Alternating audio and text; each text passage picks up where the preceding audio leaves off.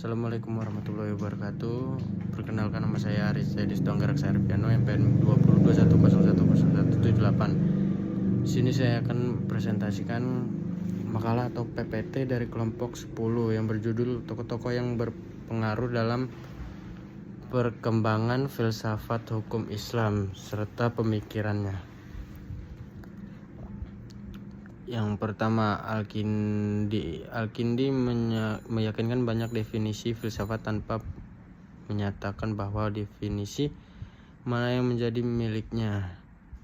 Yang disajikan adalah definisi-definisi dari filsafat terdahulu, itu pun tanpa menegaskan dari siapa diperolehnya.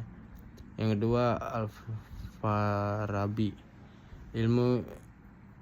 al-ilmu bila mujadat bima hiya al-mujadat, yang berarti suatu ilmu yang menyelidiki hakikat sebenarnya dari segala yang ada.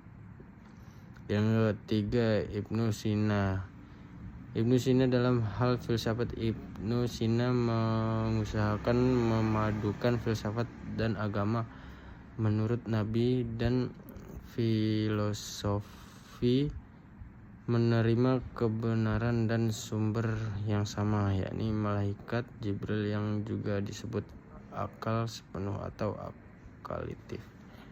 Yang keempat, Al-Razi, metode pemikiran adalah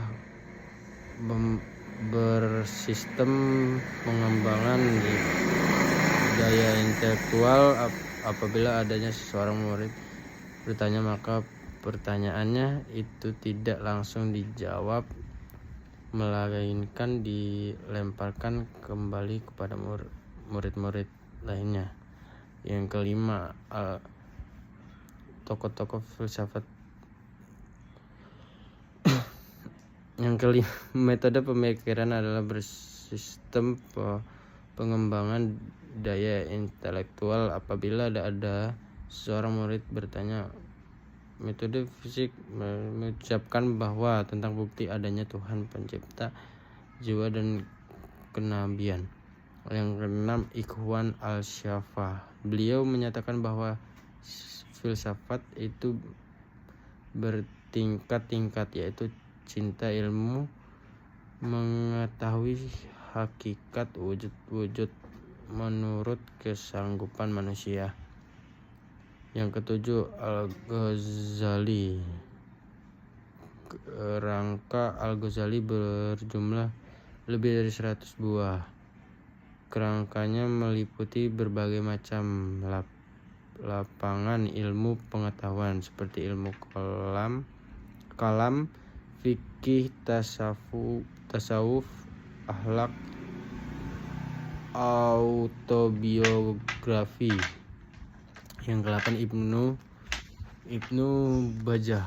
Ibnu Bajjah adalah ahli yang menyadarkan pada teori dan praktik ilmu matematika, astronomi, musik, mahir ilmu pengobatan, dan studi-studi spektakuler seperti logika, filsafat alam, dan metafisika.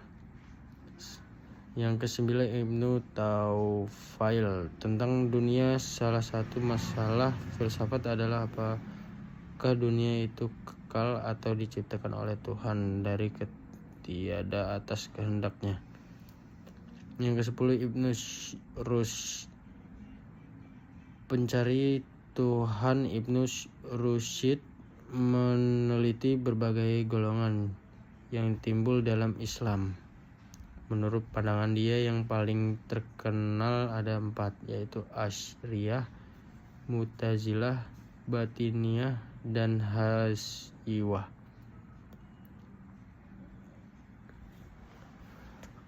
Karya yang dihasilkan Al-Kindi, kitab Al-Kindi Al-Mutashim bilah fi al-falsafah al-ula, tentang filsafat pertama. Yang kedua, tentang filsafat yang diperkenalkan dan masalah-masalah logika dan muskil serta metafisika. Yang ketiga, tentang filsafat tidak dapat diciptakan kecuali dengan ilmu pengetahuan dan matematika. Al-Farabi, pertemuan atau penggabungan pendapat antara Plato dan Aristoteles. Yang kedua, mencari kebahagiaan. Yang ketiga, hakikat kebenaran. Arau ahli al-Madinati al-Fadilah, pemikiran utama pemerintahan. Yang Ibnu Sina, buku tentang penyembuhan, ringkasan dari buku Asyafa, buku ilmu kedokteran, buku tentang musik untuk Abdul Hasan Sahil. Al-Razi, atau Atib al-Ruhani, Al-Syariat al-Dahula, Amarah al-Iqal al-Dawal, Kitab al-Ladzah. Ibnu Miskawah, sebuah sejarah tentang banjir besar Yana, ditulis pada tahun 369 Hijriah atau 979 Masehi, yakni koleksi anekdot, syair, peribahasa, dan kata-kata hikmah.